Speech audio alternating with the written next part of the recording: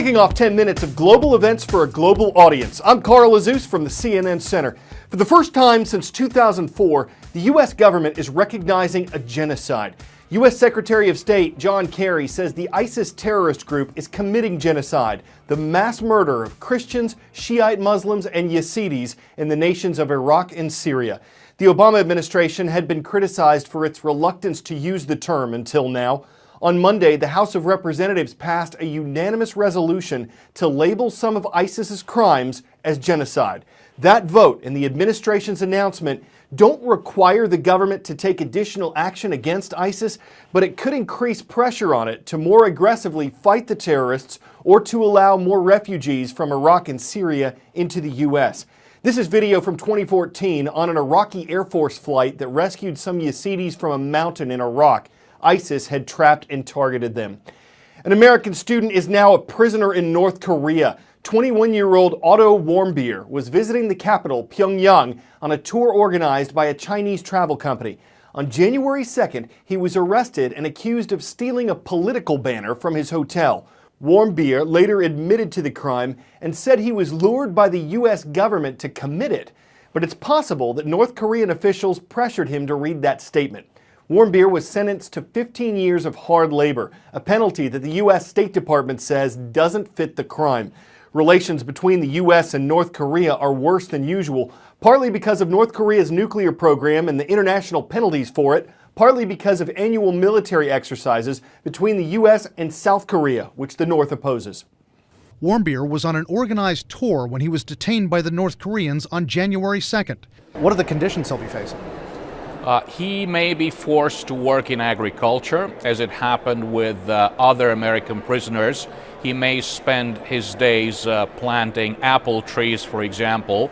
It will be fairly grueling forced labor. It is very likely that he will be interrogated by agents of the State Security Department. Human rights groups say similar conditions were experienced by American missionary Kenneth Bae, who was held in North Korea for about 2 years.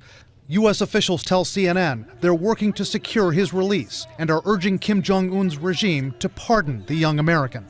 Kenneth Bae and another American, Matthew Todd Miller, had also been accused of perpetrating hostile acts against Kim's regime. They were given long sentences of hard labor, but released much earlier. Based on previous such instances, I would say that Otto Warmbier would stand a fair chance of being released after about 6 months since his arrest.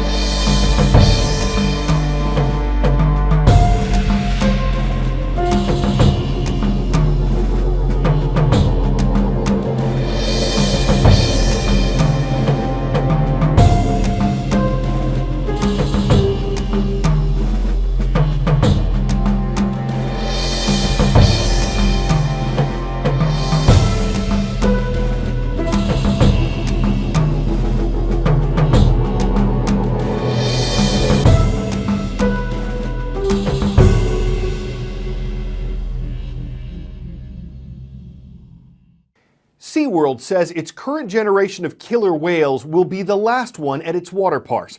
The organization has kept and bred these mammals for decades, but it announced yesterday that the program was ending. The company's CEO calls SeaWorld's situation a paradox. He says that customers come to the parks, in part, to watch orcas, but that there's a growing number of people who believe that killer whales don't belong in human care.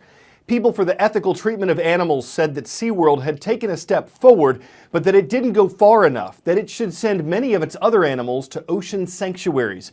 As for the orcas that are currently in SeaWorld, the company says they'll be there for years to come and get the highest quality care.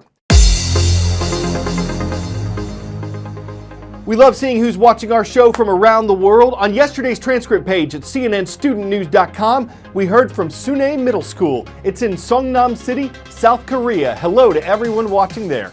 Next to Rochester, in Western New York, the Trojans are with us from Grace Athena High School. And in La Habra, California, hello to the Raiders. Happy to have Sonora High School rounding out our roll. Up next, what could be a significant step forward in protecting motorcycle racers or downhill skiers. It's a sort of wearable airbag system, a jacket that rapidly inflates in several places to cushion a sudden fall.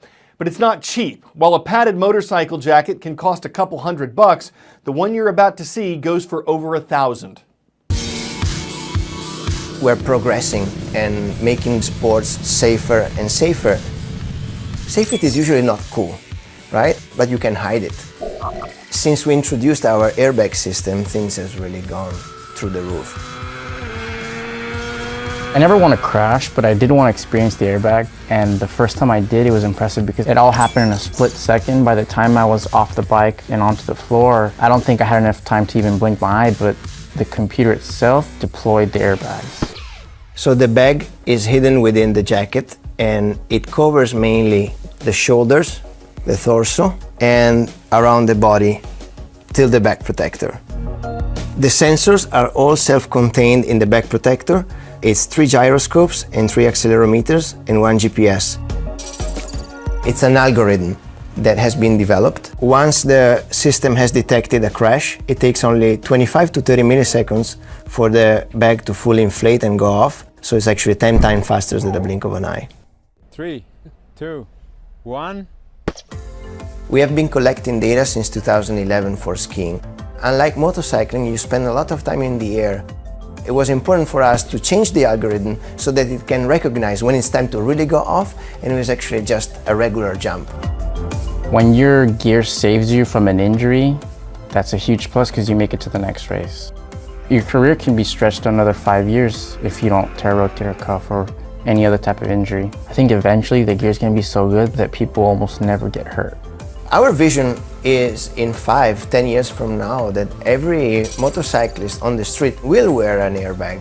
People have a life, they have a job, they have a family, so while they do their sports, they want to feel safer and they want to be able to come back on Monday and go back to work and provide for the family.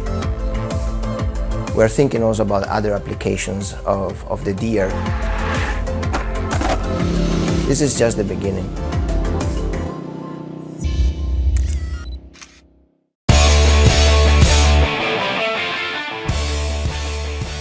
What does the fox say might be the wrong question? Maybe it should be, what makes the fox laugh?